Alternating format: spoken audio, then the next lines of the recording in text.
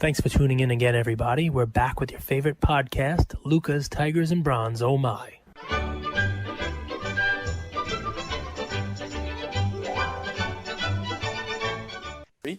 I'm someone who starts things on time. You guys in Luka Nation know that. You know, we're punctual. We release a podcast episode every day, 7 p.m. So we want to keep it punctual, and we're going to keep today to an hour sharp because, you know, our goal through and through is to add value to the audience. So, you know, please raise your hand. Gavin will call on people, bring people up, ask questions, propose topics. But I have 4 topics that came up in the news this week, Cage. And we'll go from there, okay? Go for it, So man. first one, PSA raised prices 2x, okay? One huge topic in the hobby. It's been polarized. Some people think it's the best thing ever. You know, it's saving the junk slab era, so to speak. Some people not so much. Second, tonight's Top Shot packs postponed till tomorrow. But I think it's one of the most interesting things we've seen. NBA now doing an activation with basically a game, a cryptocurrency game online. Overtime, they're launching a league for amateur players. Cage, I don't know if you saw this. Yep. 100K salary, health benefits, equity in the brand. And if these kids don't go pro, it's like instead of college basketball, they get 100K for tuition. The egg card, hot as ever. And lastly, we saw 2 record sales, private sales. You know, the Luka sold for what was 4.6 million in a private sale. And just a second ago, a Brady card sold. So that's the topics from the week that I find interesting. Gage, take it away, my good friend. Well, let's just make sure Gavin and Jordan are moderators, so let them do their thing. Welcome everybody to our Thursday Clubhouse. I'm sure it'll get a little crowded in here. You guys raise your hand, come on up. We'll have you chime in on these topics or anything else you want to chat about, and we'll answer whatever questions you have. You know, this room, it's getting to be fun. So we'd love to hear from you guys. So can I pick any of the 4 topics? Can I go in any order? Yeah, it was like 6 topics, to be honest. Like I just kept going and going. Well, private sales, PSA. You had the launch of the Top Shot stuff, and there was one other one. Overtime league. The league. So that's 4. Let's see. Let's take them this way. Let's talk about, before we jump into NFTs, because that could take the whole hour. PSA. I like that there's a split on this. It's part of what we talked about in our upcoming Cage and Conrad episode. It'll be on YouTube. But I got to tell you, as an old man in the hobby, I hate it. I hate it for 2 reasons. Number one, there was no grading when I started collecting. Grading was just, it was like an unheard of thing. You know, people graded their own cards. You got a monthly Beckett magazine, and you waited that month for it to come and see whether or not there was an up arrow or a down arrow to tell you whether or not that card was doing well. This is pre-internet, folks, pre-eBay comps and whatnot. And they broke down the pricing in mint, near mint, mint, excellent mint. The same way PSA now has it on that 1 to 10 scale with those indicators on it. And I didn't need somebody else to tell me whether my card was mint, near mint, excellent mint, you name it. But I've bought in. I understand the positives of PSA and the grading and the uniformity of the scale. And PSA has gotten so large and so ubiquitous that it's created liquidity in the hobby at all levels of card trading. So I finally buy in, and now they're just gonna basically pull the rug out from under us and say, all right, well, we're really only going to grade cards that are really worth grading. We're only going to be we're going to be operating in the deep end of the pool for the time being. And I mean, Cage, don't you? Go ahead. This is where I disagree with you, man. I don't think that they grade cards. I think they make markets. I think they're market makers, and I think what they did was they created a higher barrier to entry to now to not overflood the market with slabs. That's what I think their number one job is. Overflooding the market with slabs is a subjective thing, right? Did those slabs get bought? I mean, was there a market for them on eBay? Not my last eBay sales, if you're asking me that. Well, did you sell them, or did you give them away for free? You know exactly what I'm saying. They were sold them, and you sold them for it. But here's the deal, snob, right? So you can talk about market makers, and you can talk about all the fun stuff and all your big fancy, $1,200 Mbappe stickers that you got and the whole deal. But I believe that the hobby revolution that we're all in, the NFTs we're talking about now, Top Shot, all these record sales that you want to talk about, I believe that they are built on the backs of the masses. And the masses are not spending $100 to grade cards with PSA. Those masses are the ones that followed Gary Vee around garage sales, where he bought mugs and other crap. They went to their card shows, they went to their store, they combed eBay, and they bought $5, $10 cards. They paid $8, $10, $12, whatever it is, most recently $15 to flip those cards, to wait for PSA to send them back and take their $5, $10, $20, $30 investments and turn it into $75, $100, a million times over. So that person can then stack those slabs and turn them into something that PSA made a market for. Most people did not start with what they have. I'm including myself in this. Let's go back a couple years, man. When I get into the hobby, sure, I bought a couple nice cards, but the majority of the cards I have now are built on slabs that PSA will no longer allow me to grade at a price point that makes sense to do it. I mean, I got Tatis coming out my yeah. I got Devontae Graham, Brandon Clark. I mean, all these guys you were buying and grading them yourself.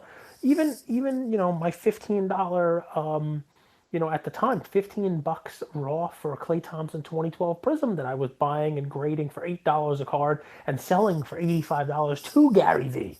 The De'Aaron Fox base cards that I was buying for $4 or $5 each and selling for Not every $65. card is meant to be graded. Who Is my says? interpretation. Who Um, says? And I'm going to tell you what's going to happen. I think PSA that's is going to right. rue this. They're going to really feel this because it's not going to hurt them right now. Nature Boy Nat, he knows what he's doing. They got millions of cards in the back end, right? So he doesn't have to have quarterly meetings. He doesn't have to do earnings reports. He doesn't have to do any of that stuff, right? But you know what he's got? He's got a cushion. For the next 2 or 3 quarters, he's got a million cards of backlog. So they could catch up and they won't see any drop off in the money coming in. You know what's going to happen probably towards the third quarter of this year, That's maybe why the I end asked of the you. year? They're gonna not have as much money coming in. They're not going to be grading as many cards. And don't give me that hybrid's going to be taking it or somebody else is going to be taking it. No, people are just not going to grade as much as they graded before. And this hobby is a momentum hobby, right? Just like Trey's Prism was a momentum card and it lost it and it is not getting it back. This is a momentum hobby. And PSA has all the momentum in the world. You know what they just did? They just kicked people in the nuts. And people will not go back. And they're going to find themselves third and fourth quarter looking for ways to make money again. And they're going to have to drop the prices. And I don't know if people are going to go back to them. Because maybe by then, Raw has become cool again.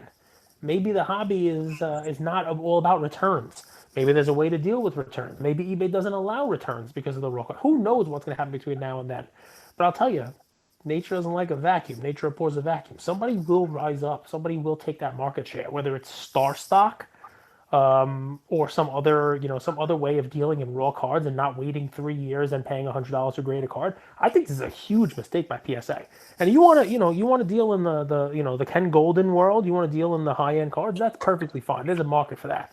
But 80% of the market's not in that end of the pool. I think Love it's a it. mistake. Justin, welcome. You know what? We're in? It's March Madness time. And guys, Justin, he's at FanDuel. So I'm curious. You raise your hand. What's top of mind? We haven't talked about sports betting in what seems like forever. What's up, guys? I just wanted to touch on that PSA point. Please. Yeah, so I think that this is the best, free marketing campaign that a company like HGA, even though they don't really need it right now because they literally cap within minutes, right, each week. I think this is just beautiful for them, right? Like people are gonna leave PSA. I think HGA has legs. I think their slabs are dope, especially from the modern card market. Um, Lower price, like turnaround times. People are able to flip those ones. Maybe, yes, we see all of the high end cards still go to PSA and everything, but I really like HGA here in this situation. I think as they continue to build, within a couple months here, they're going to start raising that cap to bring in more. And I think they're just a blank check away from, being able to do, $50,000, $100,000 orders, which I think could happen within like a year or two, depending on where the hobby is at that point. We had Tyler, the CEO of HDA, on our podcast, And what I find really interesting, and Cage, and Drake as well, anyone in the room could jump in, but uh, people ask for an alternative, and then when an alternative shows up, they bash it. And I find that so interesting because I think HGA has been nothing but consistent with what they say. They're like, right now we can only handle X amount of cards, but when we handle them, we're going to do a good job and we're going to grade them accurately, and we're going to scale up from there. I don't know how much more honest and transparent can you be as a company coming in. And I'm with you as well. I think the slabs and how they're customizable, it's kind of cool, especially for cards that are like $299 and less. A lot of people bash their press release, kind of like taking a shot at PSA. What do they have to lose? I like that approach personally. Yeah, and real quick to Cage's point, like a majority, like let's say 80%, I don't know the exact percentage, but most of it is, in those modern cards or, lower than, $1,000. So, and people are trying to like flip these, right? They want to get them graded. They want to get them back in time for different seasons. Like you want to have a fluid market in place. And with PSA turnaround times being, 6, 8 months or whatever, and having a 10 million in the backlog, like it just hurts the entire hobby because you can't get that fluid, marketplace momentum for the different seasons. So I think HGA is going to be able to solve a lot of those problems, and it'll be cool to see.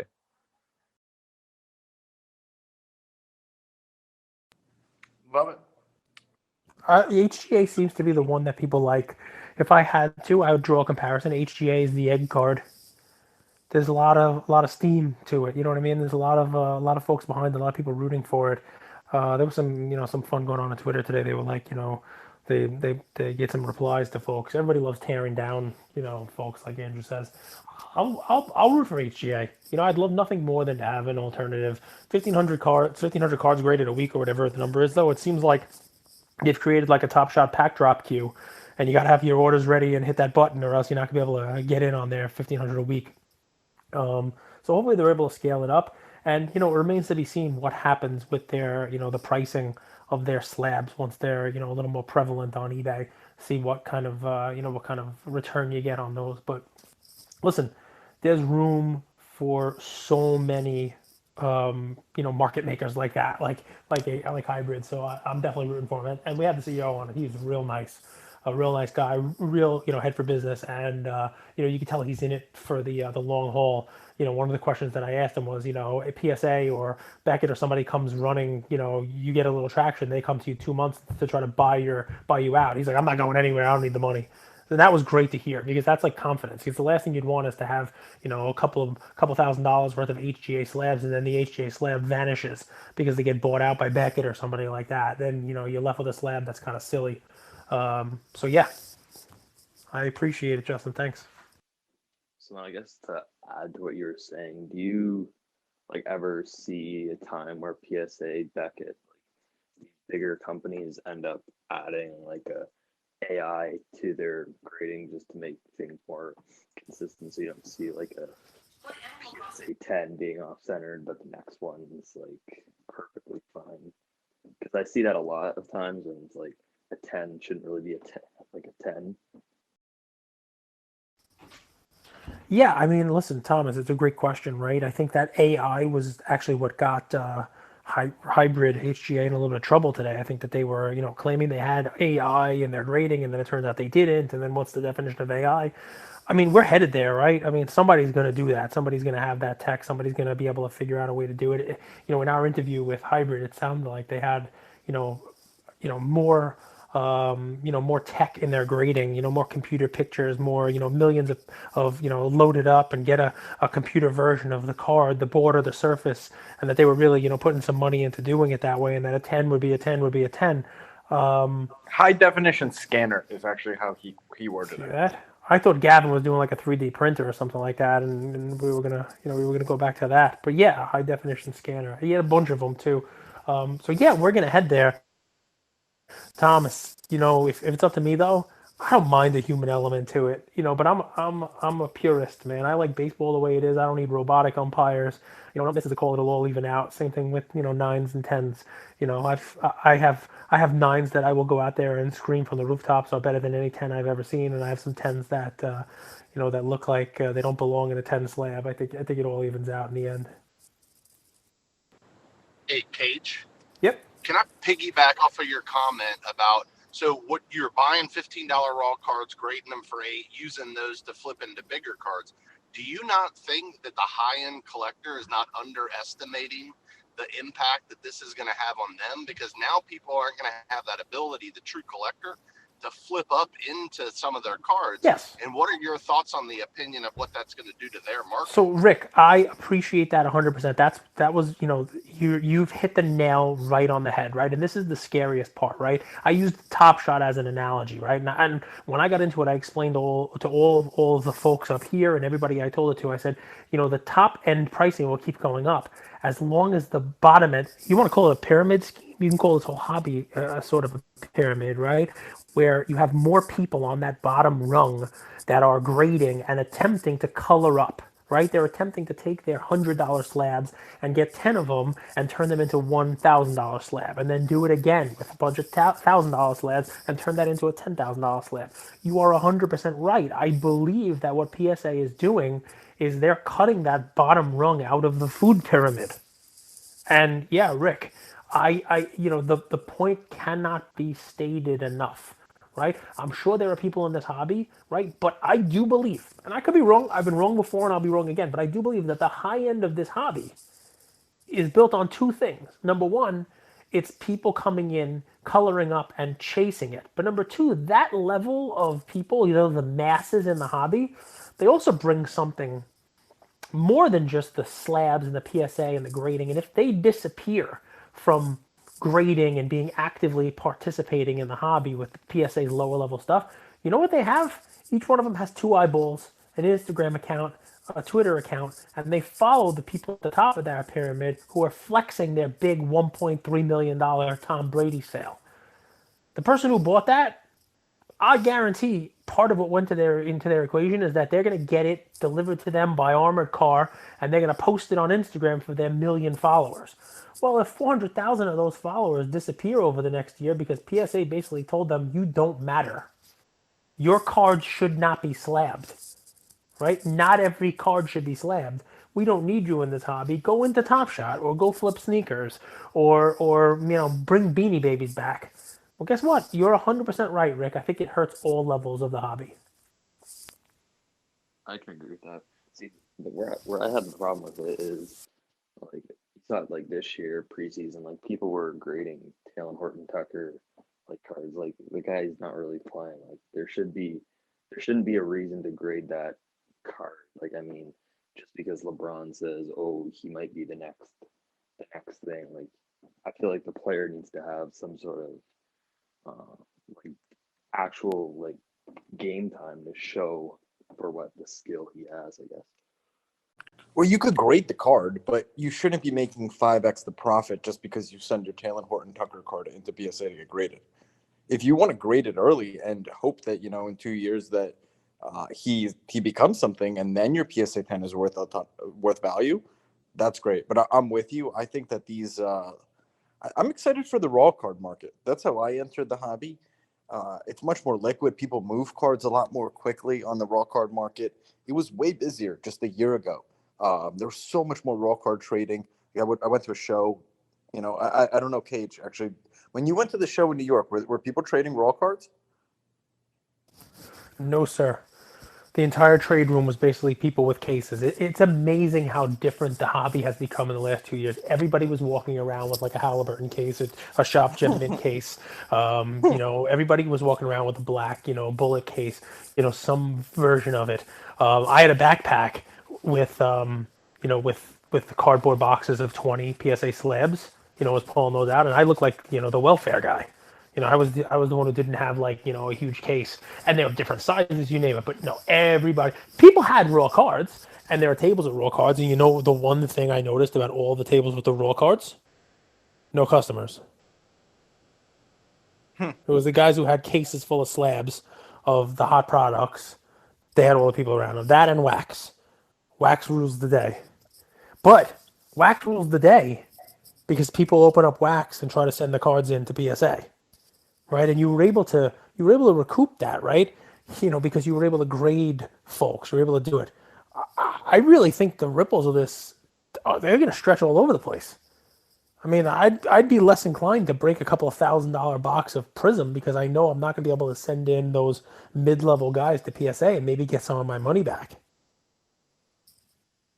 I was So, just gonna say, do you think that's gonna affect breakers then, like them just stop like selling it? Thomas, it's a great question, but I think the breaking thing is almost bulletproof, man. I mean, that is the closest thing that our hobby has to like an online casino. I think people break for that lottery ticket. I don't think people are breaking hoping that they get the mid-level guy. If they get the mid-level guy and they try to recoup some of their money, they'll find a way, whether it's grading or not. Somebody like me, though, who buys wax at a certain price, opens the box and says, "All right, if I get a whale, great. I'll grade it and I'll be happy. But if I get mid-level stuff, I'll grade those at a lower end and I'll get some of my money back eventually." That option B is now gone. So. Drake, welcome to the room. It's always good to see you, my friend. Congrats on the Luka pickup. What's top of mind? Do you have any questions, any topics? How's everything? Yeah, man, it's good. I appreciate the congrats on the Luka. So yeah, just been listening on the grading and things like that. Just kind of like you guys said, I think it is going to be kind of interesting as far as what comes next. I'm still kind of playing on the sidelines for like the HGA. I may look to send some cards there that are more or less like a PC card. I think we just have to see that segment kind of come to market so we understand what the true market value is compared to like a PSA or even a BGS or something like that. But my question really, and the thing that I've just been kind of thinking about is a bit more around kind of like the football card market, because typically in the off season, once the Super Bowl goes past and things like that, we kind of see a buying opportunity. But it just seems like a lot of these cards, there's been a little bit of a retreat, but the buying opportunity is not what it has been, I guess, in years past. I was actually just looking a second ago. I saw that the founder of Fitbit, brought a Brady championship ticket auto. It was the highest ever paid for a football card. I don't know if you guys have seen that yet. I think it was like 1.32 million. And so I'm just kind of wondering, is the off season like buying over for football, or do you think window kind of April, May timeframe? Cade brought a football play today. Drake, it's only an hour into our cycle for our most recent Lucas Tigers and Browns podcast that dropped today about an hour ago. But that was exactly my play. I mean, I gave a card, but the play was it's NBA All-Star Weekend. And baseball's about to start. Everybody's in spring training. People are watching basketball. They're going to be all over Zion and whoever else has, a fancy dunk or, hits 12 three-pointers in a row. And then we're going to have basketball for the next month, really key up with a run towards the playoffs. And then baseball. I mean, baseball games start in a couple weeks. No one's looking at football. But they will. After baseball starts, the only thing that'll be in the offseason will be football, unless you want to talk about like, I don't know, hockey or some other craziness. But right now, baseball's still in the offseason. People are still trying to buy baseball. I'm getting texts, hey, can I get some, is it too late to send baseball into Star Stock? Well, no one's looking at football yet. Although, you see a $1.32 million Brady sale and people have thought, oh, let me get some football action. So, yeah, Drake, that was my play today. I'd start looking at some football cards. And I'd start looking at, like, football cards that have not been impacted yet by this grading stuff. The rookies from the last couple of years that have PSA 10s in the $50, $60, $40 range. One of my play today was a $40 one. I'm not going to give it to you. You guys got to listen to the episode. Now I'll tell you. It's Miles Sanders from the Eagles, the running back who was an All-Pro. DK Metcalf. DK Metcalf was on there too. You talk so much. DK Metcalf was on there too, but the $40 play, the bargain play. DK today.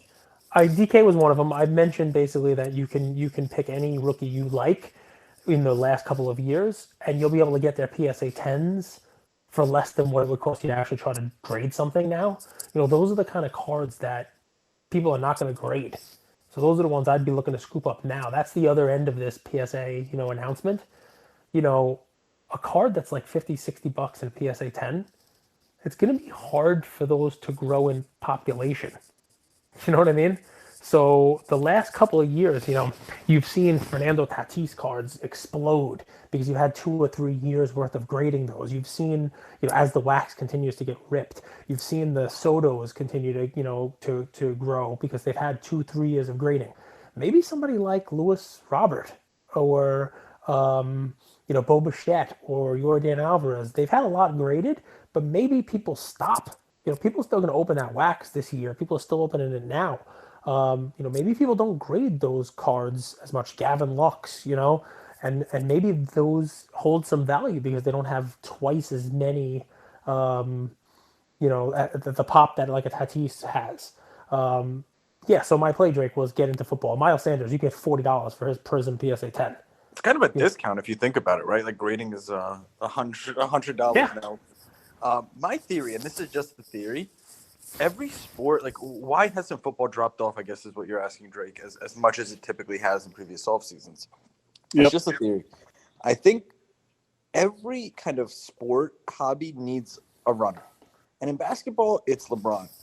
And I think Brady is just on a completely different level right now in terms of driving the football hobby. I think next year it's going to be really interesting. Like, I think the hobby's already kind of starting to understand that Brady's going nowhere and he may win the eighth. And I think he's pulling the football hobby along with him.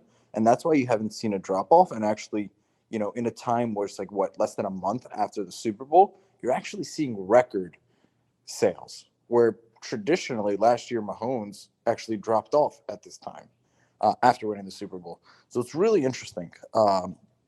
Brady kind of surprised a lot of people, which is funny to win his seventh. But now going into next season, it's kind of the LeBron factor a little bit. Like we're starting to expect him possibly to win the eighth, but at least contend for it. So that's my take on it.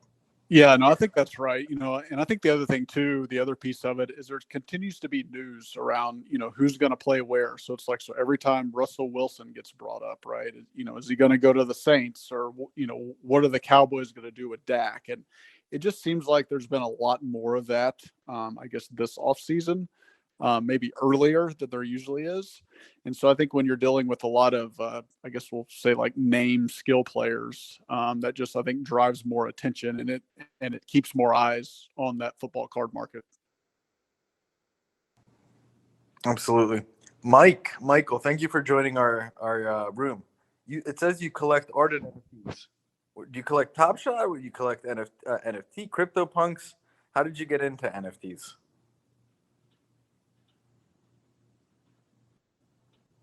Michael, you with us? Yep, there it is. I did the old speak into the microphone while muted. Sorry about that, guys. So I'm a physical art collector as a hobby for the past number of years. Got into NFTs, less than 2 weeks ago, and have just been consuming all knowledge base. The artists that I do collect in the physical world are translating pretty well here in the NFT world, and got a couple buddies who were in NBA Top Shot. They're doing really well. Buddy got it in, I think, in October. We had a nice long chat today. And I'm just so fascinated by all of this. I think 2 weeks ago, I didn't understand it. A week ago, it clicked. And now I'm deep in the rabbit hole of securing my digital assets that I've been buying for the past 5 days or so. So it's been fascinating to see. I think it's an incredible, limitless marketplace that we're going to see a lot of evolution in the coming months, years, and decades. Love it. Aaron, I know you've been waiting for a long time. What can we ask? What can we answer for you? Sorry. Yeah, no. What's going on, brother? How you doing? No, thank you so much. Like, I just find it so interesting listening to you guys talk about football and kind of physical collectible sports cards, because I'm like 3-4 weeks into Top Shot. Been a diehard basketball fan, fantasy, everything, but never really got into NFTs until that. I've been kind of really keen on crypto, but this was just like Michael was saying, like the light bulb moment. I've been fortunate to like pick Cage's brain, hear Justin talk. Like the community aspects of all this is so cool. The knowledge sharing, like I think Roham says it, like everyone's kind of early adopters. I don't know if you guys, if people had the chance to listen to the Clubhouse, the Good Time yesterday. It was like the NFT version, and it had Beeple, it had Roham, clearly VC. It had a music NFT specialist. It was like we're at a dawn of a different age. And Roham being Roham, like he said something so smart, something so interesting, because Baron Davis came up as a speaker. And Baron Davis's big perspective was like ownership, talking about ownership. And Roham was like, no, this is art, this is culture. It's not ownership, because I can create an NFT for zero value, for zero cost. This is about disrupting the way artists and culture might be transmitted. So the other point that everyone was saying, which really scares me, and Cage knows where I'm coming from, is this isn't a way to make money. When I think back about 2017 and ICOs, that was people trying to make a quick buck. And they were right. If they bought Bitcoin, if they bought Ethereum and just hodled, they would have done all right. But, that's what I worry about most, where we are in a cycle of this kind of new innovation. It's going to last. But, hopefully it's for the right reasons. It's not for people to make a quick buck, because that's when, a lot of people are left holding the bag. Really, really love kind of everything you guys are doing. So, keen to get your thoughts. Aaron, I love when you come up, man. Positive, very positive, but there's always a question. There's always a question. Can it last? What's the story? And it's funny too, because over the last couple of days, I've seen that. I've seen it on Twitter. I read articles on this stuff, because we're gonna come in here and we're gonna talk. You got to try to consume as much as you can. And the thing that I've seen for the last week is NFTs are ICOs 2.0. So your point exactly. It seems to be on the tip of the tongue of everybody out there. That was a more of a get rich quick altcoin. Everybody made their own little coin. It didn't make a difference what it was, and so many of them failed. And I think most people realize that a lot of the NFT makers, the people who do it for the wrong reason, rather than disruption, as you've said, rather than a way to distribute art or anything else, music, whatever is going to be utilized for this, a lot of the companies that do this to make profit are going to fail. I think you're 100% right. And I always go back to Gary Vee. I mean, he's coming out there telling you this is the way of the future, and saying NFTs are that is the next big thing, but at the same time saying 97% of them are going to fail. So you have to be in it, realizing that, right? How I would address that, for my, like Top Shot for cards. I know that's what got me to understand blockchain. Believe it or not, is this silly Top Shot? It's I have a very small part of my portfolio invested in it. And I don't really pay too much mind to the evaluate market and the value that's on there and that stuff, because I know that I can't hit a button and cash that full value out now. Sure, I'm mindful that it's gone up in value plenty, but it's one of those things where I take it with an entire shaker of salt. I know that there's a bumpy road ahead, but I believe that Top Shot and some of these other NFTs, they're gonna be here for the long haul. And I can't wait to see some of the All-Star Weekend stuff around this. Just that pack drop alone, that was a cool thing, right? That was like, hey, here's staying power, guys. Here's a nice blast of confidence for anybody who has their money in this product. Look what we're doing. We're announcing the world versus the U.S. Future Stars team, and we're gonna have these all-star packs, and the NBA is letting us announce this for them. It's just cool stuff. It's different. It's something that no one was even thinking about a year ago. It didn't even exist. So I can only imagine where we're gonna be a year from now. No, yeah, and like that's it. That's like my exact thing. This is my test case. I just want to consume myself in Top Shot, not because I kind of don't think NFTs are going to disrupt a lot of stuff, a lot of sports. I'm just thinking this is like the test case. Never before have you been able to invest in Adam Silver, Mark Cuban, Vivek, like the brand. I'm a fan. I want to kind of capitalize on my fandom. I could do it through physical sports, but part of me is really worried about the process we've just been through with COVID-19. Like, there's no going back. The physical and the digital are on these two different paths. And more they're going to diverge. Like, I don't know what you guys were talking about with HGA and packs and casings, but I know it sounds physical. It sounds inefficient, right? And I think we're going to drive ourselves crazy as a society trying to become efficient.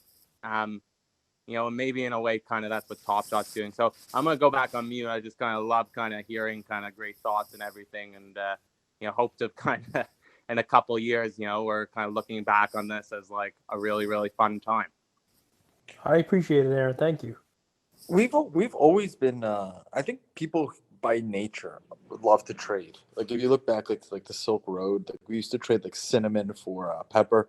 Like, we love to trade, and I'm with you, Aaron. Like I love traditional cards. Like I really do. There is something cool about you know, kind of holding your own card. But the trading aspect of NFTs, it doesn't just have to be Top Shot. It could be anything, right? Like you could trade CryptoPunks. You could really trade just about anything. And the ease of use of doing that is really incredible. It really is. What's up, Kev? Oh, what's up, Mike? Go ahead. I would love to hear your take on NFTs. I'm new in this. Yeah, We've been Andrew, in it for 2 months.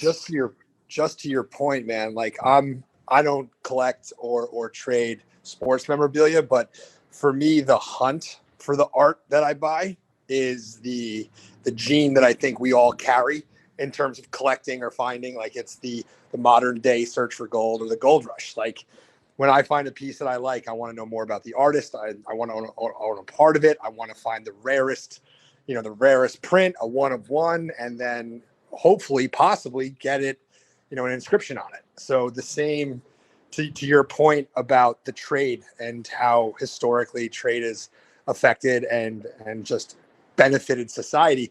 I think that gene lives in all of us, and this is just exposing the potentially limitless types of things we can collect, trade, and get into. So I think that's just my take on it, because that's why I'm sleeping like 3 hours a night, because all I'm doing is researching this shit. If I had to take my guess, just like a quick 60-second macro on the market, I think scarce cards like the Jordan PSA 10, like very iconic cards, the roof is going to come off of those. Fractional shares, there's really no ceiling for really high-end cards. And I think NFTs are going to become what we've always wanted Prism cards to be. Very tradable, very dynamic. So that's my take. That's how I see the market playing out. I think it's a matter of both. Some cards and collectibles are going to be like artwork and like the Jordans, and they're going to go through the roof, mostly because of fractional sharing, in my opinion, and NFTs are going to be tradable. How about Kevin? Let's Hey, welcome what's Darren to the room. We asked him to come, and he shows up. He's Mr. Reliable, so I appreciate you joining us, Dan. Hope you're having a Darren wanted to come in and give Gavin a hard time because he spelled Lefko's name wrong in the title. No, that's not true. That's Can not you believe what we did, Darren? That's not. Listen, I'm coming in. No guarantees for how long I'll be in, but I think the NFT art is on the way down. Ooh. He drops a Rovell bomb. Forget about Woj bombs. Here he goes. I'm sensing for the first time in every day for the last 40 days, NFT art has been hot. And I'm sensing people are looking around and noticing that it too is limitless. And, that there's, I don't know. I think I feel, I have a sense that there's a little bit of a dip right now after 40 days of extravagance. I would love to chime in on that, Darren. Big fan of yours, by the way. I agree. I think there's too much volume and nonsense happening. I think the rarity side of this and the digital artists that are coming into the space that are succeeding, I think they'll continue to succeed. I think every other artist who's now minting just about anything they can put out there, they're going to be the casualties in this. They're going to spend. I agree. I think what we first saw was the people who are all in NFT, and here as an observer, not positive or negative, but I think that they talked about, the frictionless way that this thing moves versus cards where you open a pack and then you have to get it graded and then you have to get it back and then you have to put it up on eBay and then you sell it. Very good point. But they also don't make the points about how many editions there could be and there is a finite piece of art in the world. It is definitely easier to create versions of digital than real art, for the most part. So I think I do not have data from like Nifty Gateway. I wish I did. I just have a feeling, very much like I had a feeling 3 weeks ago or a month ago, that cards were slowing down a little bit overall. I have that same feeling today with NFT art. Can we talk a little bit about brand? So, NBA, in my opinion, is doing something that's not been talked about as risky, but their partnership with Top Shot seems, from a brand perspective, pretty risky. And I'm It curious. became risky. It became risky. So I actually have a piece tomorrow on the Action Network. I spoke to the NBA at length today.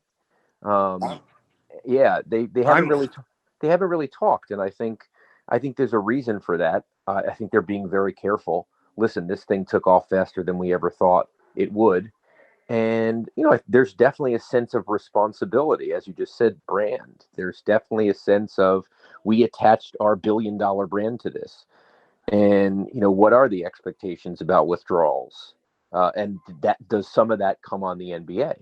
Um, but I think they're excited about it. I know they've lent help to Dapper as much as they can because they realize they're intertwined with them. But yeah, no, this is there is risk involved here for the NBA. If people are collecting too much, or have their 90% of their liquid net worth in Top Shot, and something goes wrong. I mean, I'm concerned for people here for collecting anything, just the way we are collecting and the way our lives are and the hyper focus of what's going on, especially in the last 3 or 4 months of COVID. I'm scared for people. I really am. Yeah, and that's why I want them to do things right.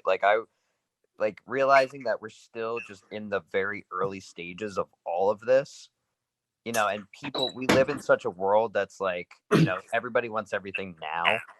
I just hope that all these other leagues that are seeing it like aren't going to go in and create a product, flip it within 2 months and then create their own NFT. Like, I want them to actually take the time, invest, research, create a product that will be sustainable over time.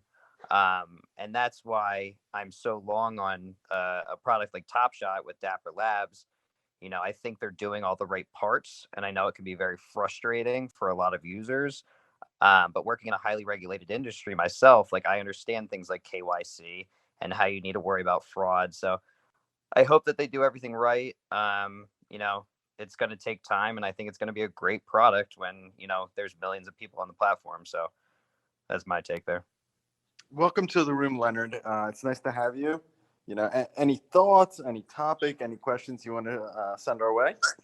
Yeah, so I heard what Darren was talking about with the NBA concerned about the brand, et cetera, and I think that makes sense. But just keep in mind, it used to be that the NBA did the group licensing of players for situations like this. But this deal was actually done by the NBA Players Association, where they could collectively deliver to Top Shots all of the rights of the players. So initially, the NBA did a deal for the footage rights, but the players' rights came through the NBA PA. And the interesting thing about this is that all that money gets split equally among all the players. So if a LeBron James dunk goes for $250,000, that doesn't go in part to LeBron James, except as one of the 450 little slivers that come off of that $250,000 sale. So it's kind of interesting where these moments are generally driven by the superstars, but they're not participating at that level. of the NBA or the NBA PA. And the other thing to keep in mind is, in recognition of that, what I understand is that Top Shots in the future, when they make, let's say, a LeBron James dunk, they're going to make maybe 3 of those cards, one of them or 2 of them for sale, and one of them they give to the player. So the player who's featured in that moment won't be bitter about this thing, because the superstars are going, what the heck? This thing is trading for massive amounts of money and I'm not getting anything. Now, if you turn to other NFTs like genies, for example, where you have avatars that are being made of these celebrities, of these stars, that's a different ballgame, because in that instance, they may not have to pay a league, and they might just pay the individual for their right and for their likeness. So, it's a really interesting scenario right now. I would say that I could imagine a future where you have a digital frame that goes in your home, and the digital frame could be packaged with the digital art and the digital asset. They And I got feel, it already. okay, well, there you go. Does anybody really want that? I mean, listen, let me tell you guys something. You can look it up. Cage Lawyer is the name, and anybody who in here knows me. I'm in the top 10th% of Top Shot collectors by value. I don't want a frame. I could care less about a frame. Is that something? And everybody brings that up. There's going to be I utility. think on the art level, Cage, I think on the art level, there are people who would want that. I actually do. Absolutely. I Right don't here. think, I don't on the highlight level, I think it's significantly less. Okay. What I think is interesting, and we got into this last night on Clubhouse, is, so I talked to Tommy Wilson, who did a own the moment package, a pack, $40 a pack, and you can get a Ricky Henderson Man of Steel, or a Mariano Rivera Enter Sandman, or a Mike Trout catching a trout. No licensing fees at all. Didn't pay anything to the players, and this is under the guise of art. But it worked with the physical. There still hasn't really been a test on the digital. And can you imagine? Cage, are you a lawyer, or is that just your last name? If my last name was Lawyer, that would be pretty crazy. But yes, I am a lawyer. Okay, so how about this? Ready? What happens if you've sold out everything on your blockchain, Tommy Yep. Wilson and all this stuff, and then the Major League Baseball Players Association wins a suit that says, actually, it wasn't art. It was you misappropriated, and you have to pay licensing fees. How would they take that off the blockchain, or how would this be remedied? Yeah, I mean, it's an interesting thing. I think in that one, if baseball's going to do that, you would probably see it soon in the form of, TROs, restraining orders, that kind of stuff, because I think someone's going to do it soon. Oh, it will be definitely done Yeah. soon, because in what you're saying, it would be more of a, you can't get blood from a stone. They would say, all right, you made $1 million. You still have $1 million from all of these, trout catching a trout or whatever it may be. It's not really art. We win the suit. You got $1 million in the bank. We're getting our 10% fee or 30% fee, and he would owe damages, assuming he still had some of that money. But yeah, I mean, listen, to say that this space is going to be immune from litigation and regulation would be asinine, for lack of a better way. That is coming. It's probably already in the works. And then the other elephant in the room is, we've all assumed on the past highlights, you're going to get Jordan in the 88 dunk contest or 87 dunk contest. Jordan's not that easy to get, especially if you're doing, obviously he was the one who was opting out of group rights for a long time. In fact, a lot of people don't know this, but he was supposed to come back to the NBA on September 11th, 2001. I know, because I was actually in a edit bay getting ready to put a piece on the business of Michael Jordan on SportsCenter that night when the first plane hit the World Trade Center. And the reason why he did not come back for days later is because when he left, the stipulation was you have to be on all posters no matter what. And when he came back in, the stipulation was you have to be in all video games no matter what. So Jordan, if they're getting these guys individually, at least the ones that are not active players, or even if they're getting collectively the old guys, Jordan wouldn't come with that. It would be interesting because I think everyone is like, we're getting into this game for the good shit to arrive. What happens if the good shit doesn't arrive? I assume that that's not happening. I assume they're not getting Jordan.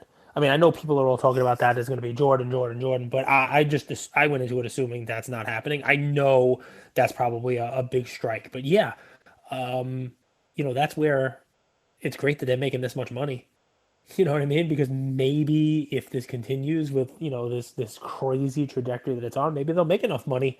Maybe they'll use that NBA Top Shot account that they have, which a lot of people don't even realize. People who have gotten into this over the last couple of weeks, that they have the last I checked, 16,000 moments themselves that they held back from old packs that didn't sell.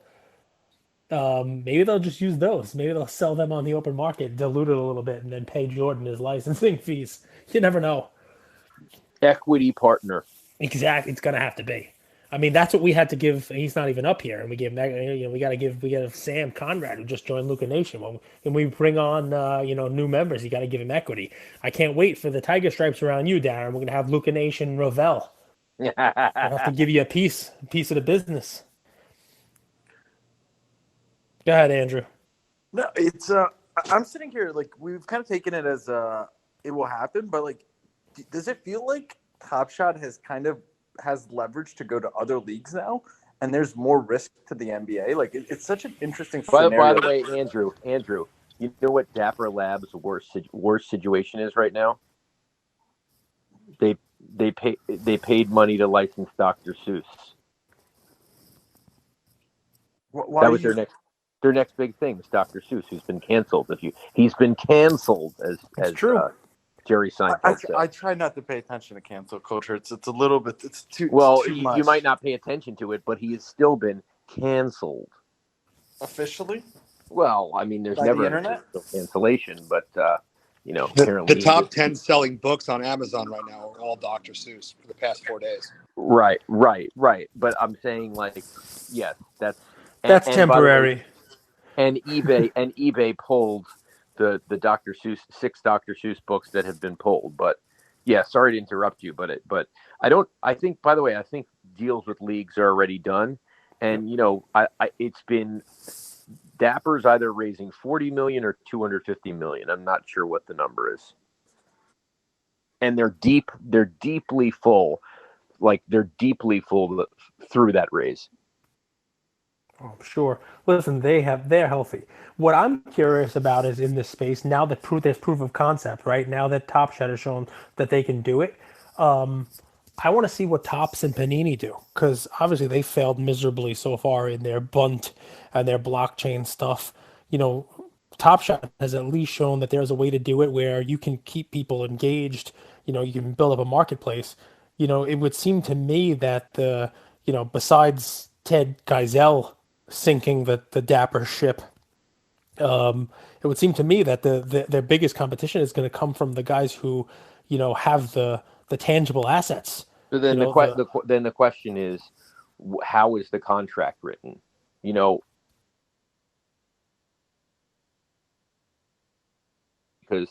yes, the NBA has assured people that if you buy a Top Shot, it's obviously on the blockchain, you have it forever.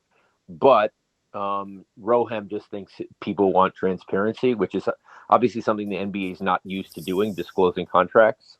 But what is the exclusivity, and does Panini have to have it as a card, a blockchain as a card, as they have been doing? Yep. Does it have to look like a card in order for it to be? I mean, what are the differences between what Panini is required to do so that it doesn't violate Top Shot and vice versa? Yeah, I'd be more for other sports. People just assume that MLB and NFL are going to go Dapper Labs because they've shown that they can do it with NBA. And I think that, the NFL's got enough money where, they could build out their own NFT platform. I think that would be the next thing. People shouldn't assume. I mean, they have a UFC license, but baseball with BAM Tech and all that other stuff, they've shown that they'll throw money behind their own IP. So I wouldn't invest in Top Shot assuming that that Dapper Labs is going to be the one that brings all of the sports. Is all I'm saying. Cage, to that point, do we really trust, just to take the MLB as an example, would we ever really trust the MLB to, build this themselves since they can't market their own players? Well, I mean, yes, no. Personally, I think everyone should go Dapper Labs because this is the way it's done, and because I have, I have so much invested in them succeeding. But what if you ask people within MLB, they think they're doing a fantastic job of marketing their own players. Folks in the hobby, folks who have invested in cards, we know that basketball has done a much better job than baseball. But I'm sure that in their own room, they would say that this "Let the Kids Play" campaign is the greatest thing they've ever had. They brought Ken Griffey Jr. on, with his backwards hat, and he'll fix the game for them. So, you know, I don't think that in Major League's home office that they're saying, "Hey, we don't do a good job of promoting our game." I think that they probably said, "We have enough money. Let's do this ourselves. Why let somebody else get half the money?" I could be wrong, but that would be my biggest concern for folks.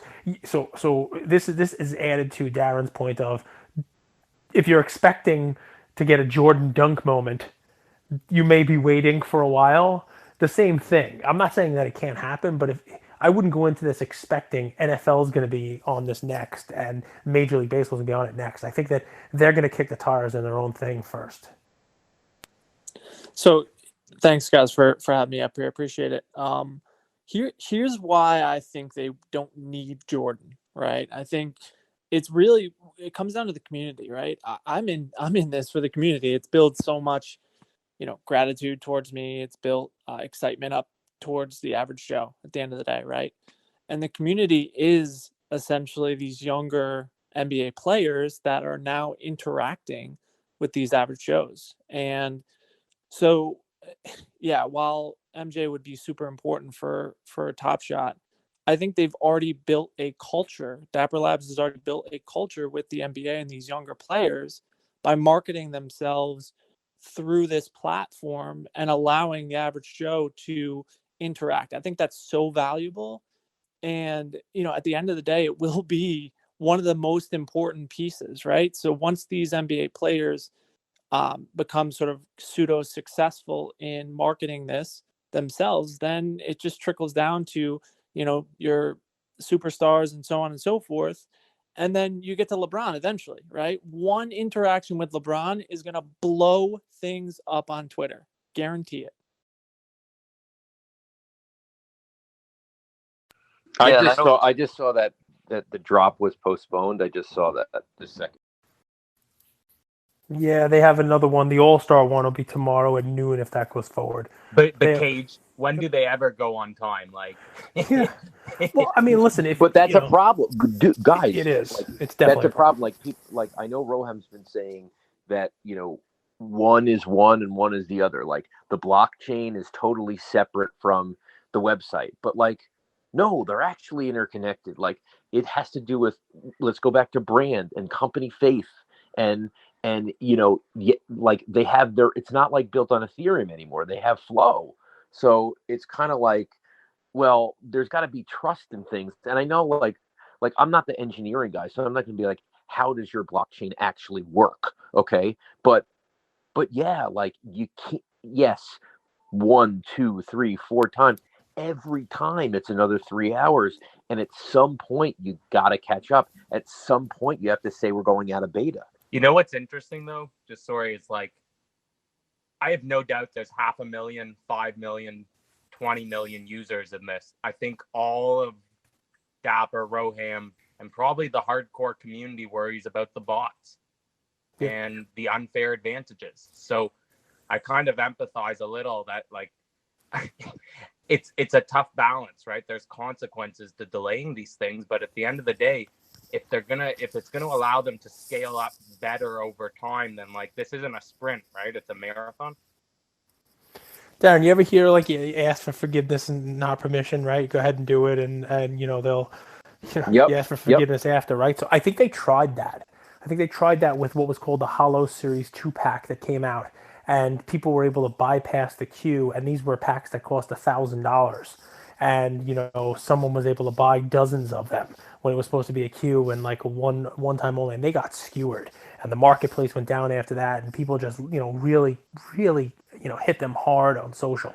No, I, And I get that they have to get it right, but the thing is, like, and they've brought in help, and I appreciate Roham's honesty. I mean, the fact that he told me that the head of product was also the head of fraud. That's how small they were. yeah. I give him a lot of credit for talking honestly. Yeah, well, I mean, so this one here, why I'm going to give them a pass, but you know what? You're right. They're going to run out of passes soon. Is they're dropping? It's 3 drops consecutively in consecutive days. At least it was supposed to be tonight, tomorrow, and the next day. And for the first time across multiple drops, they were limiting your ability to buy. So previously, they did have you were capped at one. When you got one, you were out. What they were attempting to do with this weekend's All Star drops were across 3 drops, you could only get one. So if you didn't get into this line, you could still get into the other 2. But if you happen to be lucky enough to get one in the first queue tonight, had it gone forward, the next 2 drops tomorrow and the next day, you would not be able to buy one. They'd be limiting you. So that's new for them. So I'll give them a pass on the bug that they're having this time around, because they probably had an issue with that and making sure that it was going to be one. But you're 100% right. Ultimately, with the amount of money that people have invested in this, with the NBA behind it, they eventually have to rip the band-aid off. They got to get it Well, right and get it going. I feel like one thing that's not talked about a lot or enough is, yes, we talk about standard fraud issues, but one big thing that I was, had some reservations and worried about is the idea of multi-accounting. So that's obviously an issue in like the sports betting landscape. So that's something that you have to be aware of. And when you have these queues that you set up, so I could personally have all, everybody in my house, I could tell them to create a Top Shot account, right? I could have everybody get in line. The rest of the people that live with me don't give a shit about Top Shot, right? One of them gets a pack, 2 of them get a pack, then I just have them gift those moments to me. Like that puts me at a better advantage than everybody else, and that's like one thing that like I was, worried about and wondering how that they were gonna, go about that kind of issue too, because obviously like integrity is the biggest part of this whole thing, and if you lose integrity, then everything could go to zero. So, I mean, Justin, it's a great point, and I think that is the multiple accounts are one of the things that they're dealing with. But what you just described, I don't think violates any rules. I mean, I think if you got 4 adults in your house, as long as they're over the age of 18, 3 of them don't care about Top Shot, but you convince them to spend an hour waiting on a queue with you and give them to you and gift you over the moments, and you pay them for the pack. It's not any different than standing online for a new release, or waiting outside a store and having 3 people wait with you, even though they don't care about the new pair of Nikes, the new Jordans that's going to come out. Where it's a problem is when all 4 of those accounts are yours under different email addresses, and that you've now done the KYC yourself on 4 of them. And they've done well. They gave everybody like a 30-day grace period to close out those accounts. I did not do a great. I'll be as honest with you guys as I can. I did not do the best job in the world when I first signed up of reading the rules. My son loved opening stuff with me, so I said, hey, why don't I just give you an account? I'll have an account for you, and you can have your own moments in there. And I gifted him some moments of the players he liked, so that he could have an account with moments in it, just the same way we collect cards, right? But then we had Jacob on, and he's like, yeah, you can't have an account unless you're 18 years old. So I closed his account. I emailed him and I said, there's no moments left in here. Please shut it down. But yeah, I mean, it's definitely something that they have to figure out and something that they have to work on. Because Wait, Cage, Yeah, you're go a ahead. lawyer. You're a lawyer, and you didn't read the terms and conditions. Listen, it's long. Those terms and No, conditions are no, long. I read them after we had them on, to tell you the truth, because I was curious about that. But yeah, I mean, I I'm did just not messing. read them. I know, but I should have read them. But I mean, look, they have a lot of things they have to work out. I think they're doing pretty good. But Darren's point is 100% right. Right? How long do you have something in beta? Right? I mean, this thing came out last summer. I think it went full blown in October. We're talking months now. There's an expectation, Cage. There's an expectation that like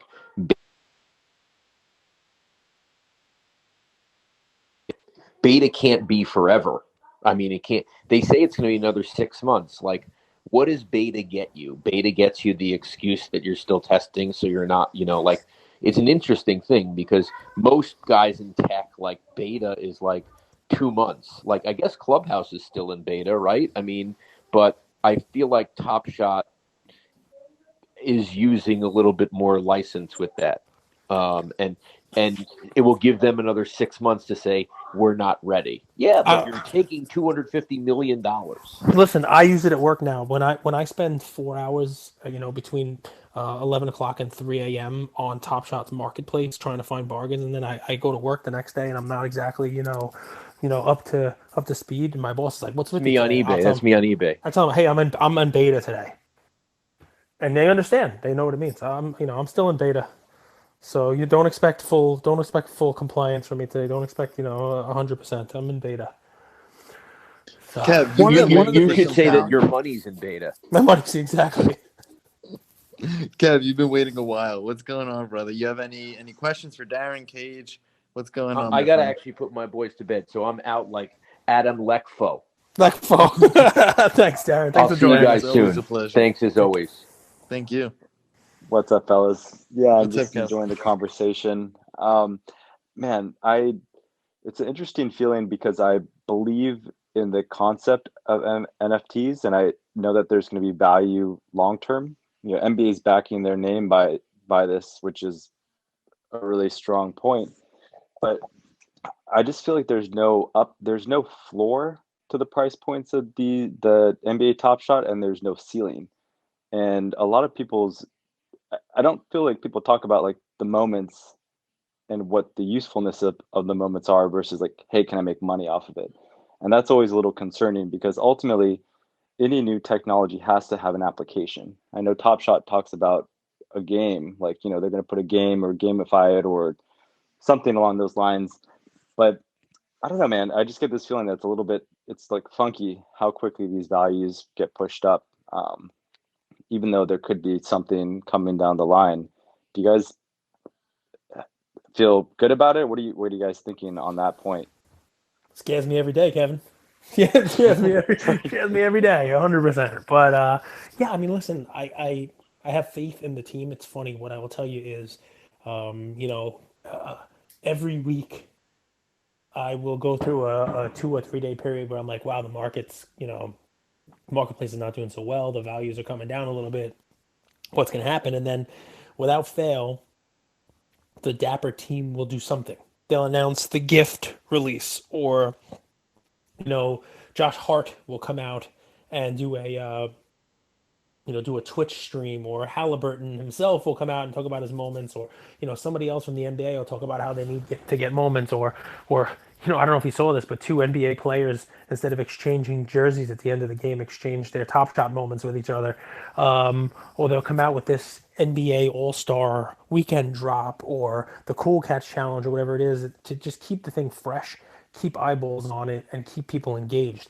And I do believe that at some point in time, whether it's fantasy, whether it's something else that they're doing with these moments, that there will be utility to it. But the funny part is that you know everybody talks about what are they going to be used for. What I have a basement full of baseball cards, that are worth plenty of money. But what are they used for? Yep, I mean, yep. what's the inherent valuable utility of any collectible? Giveaways to our community, Cage. Come on now. Yeah, Come yes, on now. but the Top Shot stuff, it makes it even easier to do those giveaways. That was your point exactly, Andrew. I mean, it's funny. Think about this, Kevin. Right? So you have these frictionless transferable assets. So you look at the folks here in the top. The orange stripe, the tiger stripe folks at the top of the clubhouse here. We're all partners in a podcast. Luca's Tigers and Bronze. We do a podcast every day, and you know people on Twitter like us, other content providers, other people who are looking to make a name for their space, they do things like giveaways. And I used to do it to build up my Twitter following. Oh, let me give away a card. Let me give away a sports card, and it was, let me find the winner. Let me grab the card that it's going to be, the physical card. Let me package it up with bubble wrap and run to the post office, and you name it. Well, now I pick a winner and just send them an Otto Porter Jr. moment or an Ish Smith or a Kobe White or whatever it may be, and it's boom, it's done. They have their prize. Now expand that out to, I don't know, up, musicians. I mean, take it outside of NBA. People who want to get their music out there. People who want to, it's frictionless. Everything is out there. Your album art, whatever it may be. So, I mean, I think that there's utility in the moments themselves. So that's just me. I don't know. This is True. new for me. But every time we come on here, somebody else comes up with an idea. I'm like, wow, I didn't think of that. That's an even cooler way of explaining the inherent value of these things. I get So, where you're coming from, and I like that they keep it fresh because that yep. keeps people's attention in it. Ultimately, a floor needs to be created and utility needs to be created for it to stabilize. And I guess it's a just external feel, like the way they've grown so fast right now. Um, like if it shifts downward, like people freak out versus like card collecting, like we got an asset.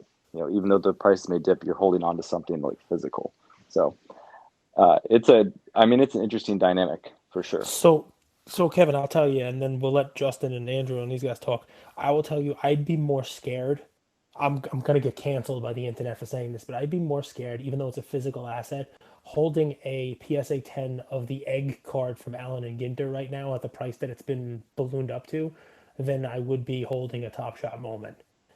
So I don't think it matters to me that one's a physical asset and one's not. It's what has caused that rise in price, that meteoric rise, and which one has a chance to just have all of the steam taken out of it. Also, I hear just ya. real quick, some people are into Top Shot for like $1,000, and they're sitting on like 30,000 worth of inventory. So like, yes, the prices are inflated, but I don't think that they should be super worried given their risk reward right now. Go ahead, Justin. Yeah, totally, to what you guys just said. But to what Kevin was saying, like with the cards, yeah, you're holding an asset, but at the end of the day, it's just a piece of cardboard, which, I could pay a penny for and get the same piece of cardboard, right? So if the card market, crashes or whatever, or Top Shot market crashes, whatever, like you saying that you're holding an asset, at the end of the day, it really just is cardboard with an image on it. So, at least with these NFTs and Top Shot, what we're going to get to at a point, and I understand like it hasn't happened yet, but that utility aspect I keep harping on because I think it's going to be just a huge game changer. That obviously you don't have utility with cards, but when we're talking about gamification and you can use your moments in either different games or creating fantasy lineups, whatever it may be, it's going to be huge. Hey guys, I got to run. I just want to say thanks for having me. You guys always have great rooms, so really appreciate it. Appreciate it. Yep, and we're gonna Thanks, we're gonna wrap right after this because we do try to keep it 8 to 9, short, concise, to the point. Try to bring value. I want to go to you in a second, John, because I like your profile picture a lot. But I'll tell you a little pet peeve. Thanks. You just touched on it, Justin. And I'm curious. Maybe we'll talk about this real quick. But like eBay allowing reprints for sale, that bugs me out. I can't believe they allow that. To me, that feels like it's just counterfeit, and they're using the word reprint. But that is interesting. When Justin said, I could just own a piece of cardboard for $1. eBay literally lets you sell reprints. So, just my 2 cents. John, I know you've been waiting for a while, man. Yeah, no problem. Yeah, I'm actually known as the basketball card guy by many, and have a huge collection of basketball cards since the '90s. So definitely invested there. And to the point that was made earlier, I think by Kevin, like um, there is emotion behind holding a card. So you do have something beyond cardboard if it's something that resonates with you. But I think the same thing could be said, to Justin's point. I think the same thing could be said about a moment as well. Like if it's a moment that resonates with you beyond its kind of cash value. If you own, the dunk that you remember, I could see getting emotional about that too. But cards have always been a collectible for me. It's always been a hobby for me. And it grew into a business a few years ago when I realized I had too many cards, taking place in the basement, like you guys were saying. And so I said, I don't need all of these. I can let go of some. My question is, like, everyone that I've talked to about Top Shot, it's just the liquidity of it. Like, so a lot of the discussion I heard today was around, and I only came in about halfway through, I think, but was about how you can get some, how the market's been moving up and all of that. But how do you get out of it like any other market? Like when you want to take your cash and move it somewhere else, everyone that I've talked to about this is saying it's like a nightmare to get the money out unless you're moving it into crypto. Like to get actual cash out of it, you're waiting for a review so that it's not fraudulent. And then beyond that, there are limits on how much you can take out. So even if you only had $1,000 in it and your stuff's worth 30K today, you don't have access to that 30K is what I've been told. So if you guys can illuminate me on that, that's one of the things that's kept me away from it. So, Andrew, as somebody who's able to withdraw, do you want to field that one, and then I'll try as well? Well, I just got access to withdrawal this morning, and my balance is $29.18, and it's a $30 minimum withdrawal. So, John, I'm struggling here. John, No, but it's legit. I think it will come, but it is an absolutely legit question. I guess it's just a math formula, really. Can they generate enough traffic to fill the top of the funnel so as they allow people to withdraw, it doesn't have a huge effect on the marketplace? I think it's just an equation to me. So, John, last week they added about 1,500 people, and this week they added another 2,000 people to withdrawals. I think the amount of people who are able to withdraw is just over 8,000. They tell you right off the bat that you have to have a 6-week or so runway of active trading on the platform in order to be considered for it, plus pass their KYC identification stuff. I would even cede some time here to Justin, because I know he knows about the withdrawal issues, the fraud issues regarding especially with crypto and federal rules and securities regulations and the whole 9 yards. But I think here's the rub, right? And it's going to be absurd for you to hear this from me, John, but I don't view the money that's in these moments as actual cash right now. I don't. I honestly don't. And I'm sure that comes as a shock. It does, because you said you're like one of the top investors in it too. Yeah. So investor, no. So I'll tell you, and I mean, I've said this in the rooms before, but if you were to pull up my, the evaluate.market and look at the value of it, we just did a Twitch earlier today as well. So, we showed the account on there, but one, that's not a real value of it. That's what's called a floor. That is, if you wanted to replicate and purchase every one of the moments that I own at current market floor, so that's like buy it now eBay price, that's what it's worth. So people who are saying my account is worth X, it's not exactly true. That's like saying I listed X worth of cards on eBay at this buy it now price, so I have this much in value of cards. Anybody who's dealt with cards, you said you're a basketball card guy, knows that's not true, right? You can list something for whatever you want. That doesn't mean somebody's going to pay that amount, right? So that in and of itself has really been one of the fun issues with Top Shot, because people are saying my account is worth X. It's not really worth that. So that right off the bat, it hurts when you can't withdraw and you think you should be able to withdraw millions of dollars. But John, I'll tell you right off the bat why I'm not concerned is because 13.5 is my full investment in this, and since January 9th to it's March 2nd, so less than 2 months, the floor, the evaluate market, if you were to look up mine today, is somewhere just shy of $1.2 million.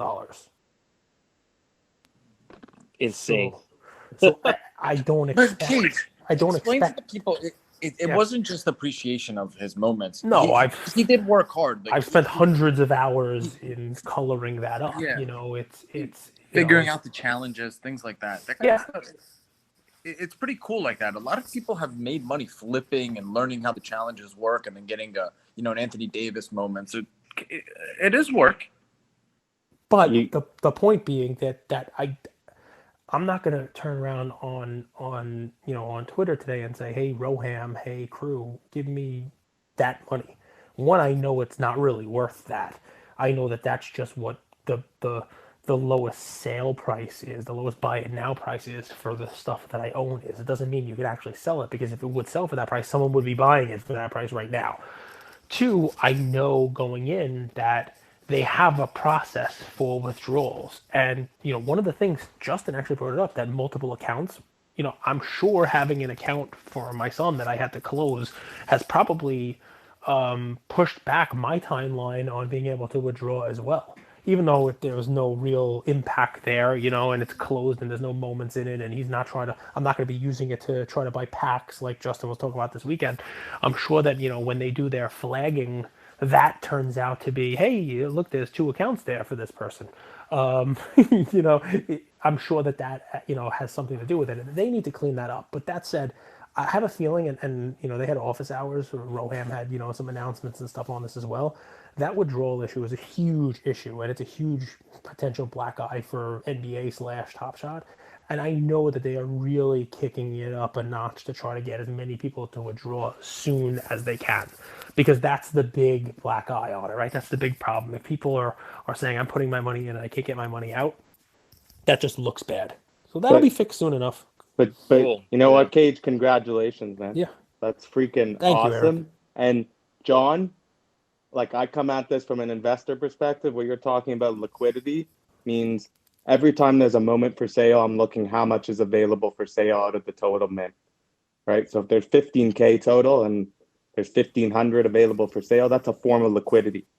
Then I'm looking at what's the bottom price and what's the spread. How many of them can I buy without moving the price, right? Liquidity is the innovation, with through blockchain, the tokenization, that's like really, really cool about this. But like Cage says, you got to put in some work because markets are really tough. Investing is really tough, right?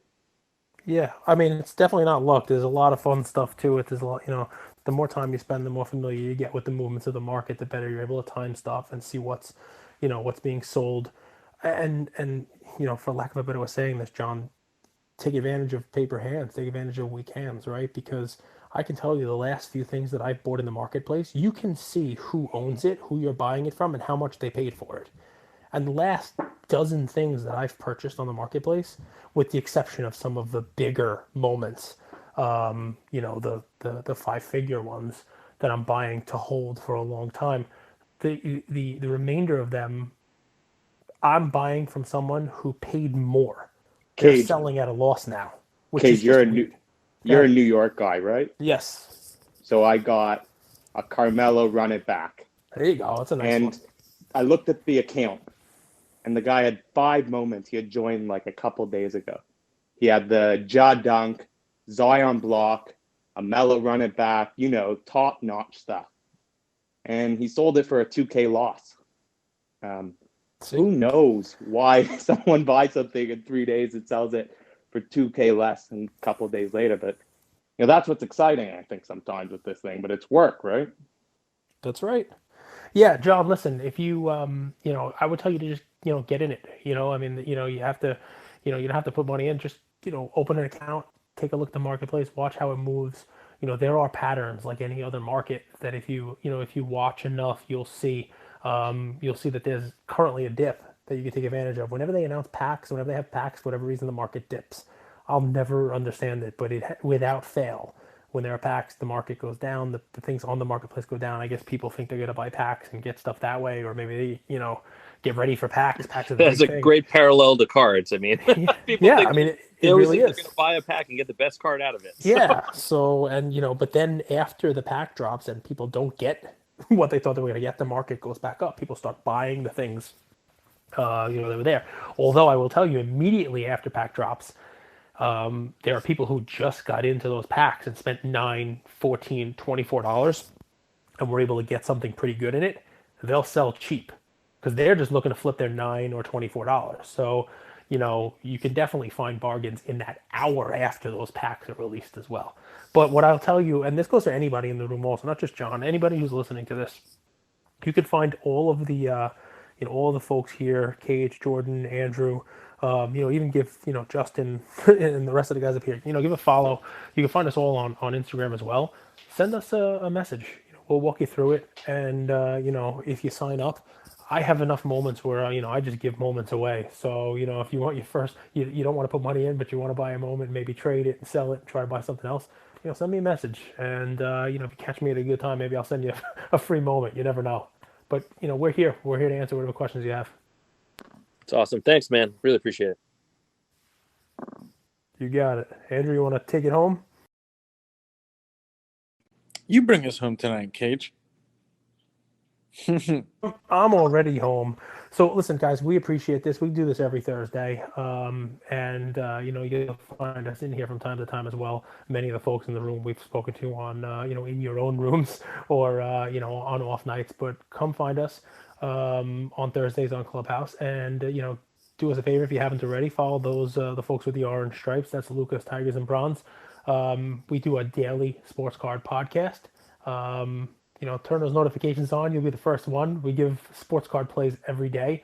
You'd find us any place you get your podcasts, Apple Music, Spotify, wherever it may be. We thank you for spending an hour and change with us this Thursday, and enjoy, guys. Get out there and have some fun with this stuff. Thanks for spending some time with us. Thanks, guys. Thank you for spending some time with us on another episode of the Lucas, Tigers, and Bronze Oh My podcast. Do us a favor and like, subscribe. You know what? Don't just like and subscribe. Everybody does that. If you like us, tell your friends, tell your neighbors, tell your enemies, tell everybody. And we hope you got something from spending some time with us today, and we'll see you next time. Thank you.